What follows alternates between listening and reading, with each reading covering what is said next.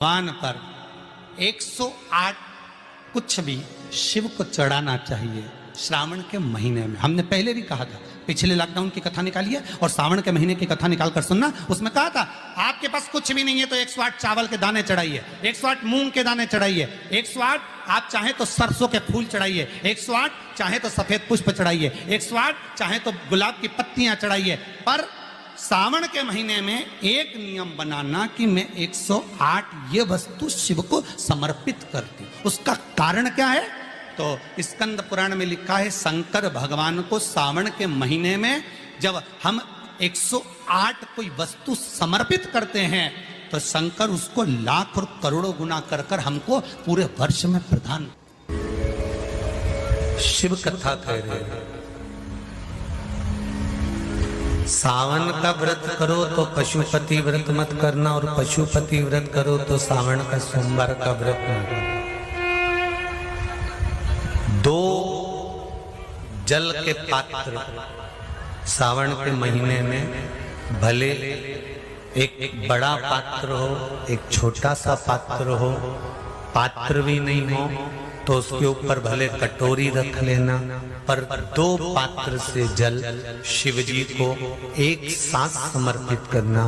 शंकर भगवान कहते हैं श्रावण के महीने में भार बढ़ जाता है, इसलिए पार्वती और गंगा ये दोनों संभालती हैं, इसलिए श्रावण के महीने में जल वृष्टि भी अपार होती है। बाकी के आषाढ़ में हुई, कुंवार में हुई, भादों में हुई कि नहीं हुई, पर श्रावण की जल वृष्टि की महत्वता ज्यादा। गंगा और पार्वती दोनों प्रबल होती,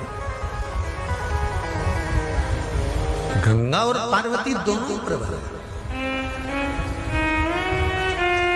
अब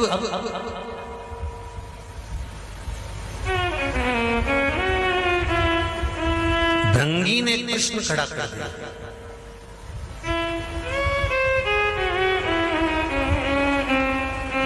लिंग महापुराण, स्कंद पुराण और लिंग पुराण, स्कंद पुराण और लिंग पुराण का यह संवाद। भृंगी ने कृष्ण खड़ा कर दिया कि अगर गंगा और पार्वती दोनों ही आपके नजदीक रहती हैं तो क्या गंगा आपके मस्तक पर नहीं रहेगी?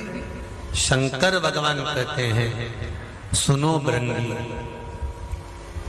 श्रावण के महीने में साधारण से साधारण व्यक्ति भी जब दो पात्र लेकर शंकर को जल चढ़ाने के लिए आएगा तो एक पात्र का जल अपने आप गंगा जल बन जाएगा। अपने आप उसको गंगा जल ले जाने की भी जरूरत नहीं पड़ेगी। दो पात्र का जल जब जाता है तो वो गंगा जल का ही स्वरूप हो जाता है।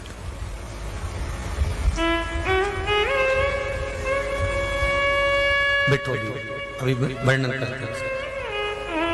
दो पात्र का जल ही, एक पात्र का जल गंगा जल का भाव वर्णन करते। और क्या मिलता है दो पात्र का जल से? कोरोना महामारी में शिव महापुराण की कथा जो कुबेरेश्वर बाबा के धाम से चल रही थी, उसमें एक उपाय बताया था, ध्यान होगा कि जब व्यक्ति के जीवन में बहुत तकलीफ चालू हो जाती है, बीमारियां बहुत भारी पड़ गई थी, तो कहा था कि 5 बेलपत्र शिव जी पे चढ़ाकर एक हाथ में दूध एक हाथ में जल लेकर फिर बाबा को एक जैसी धार चढ़ाना। बोला था कि नहीं बोला? एक जैसी धार लगाने का बोला था। श्रावण के महीने में जब दो धार का जल शंकर भगवान पर चलता है, और अगर दो धार जल का दर्शन करना हो तो आपके मोबाइल में भी शंकर भगवान की फोटो निकालना, उसमें शंकर जी के 4 हाथ नजर आएंगे, 2 हाथ से शिव जी अपने ऊपर जल चढ़ा रहे हैं, 2 कलश उनके हाथ में है, उस चित्र का दर्शन करना, उस श्रावण के महीने का दर्शन करना। अगर वो दर्शन आपको कहीं ना मिले तो फिर गीता प्रेस गोरखपुर की शिव महापुराण में या लिंग पुराण में या स्कंद पुराण में दर्शन कर सकते हो, या देवी भागवत में भी कर सकते हो। दो धार का जल।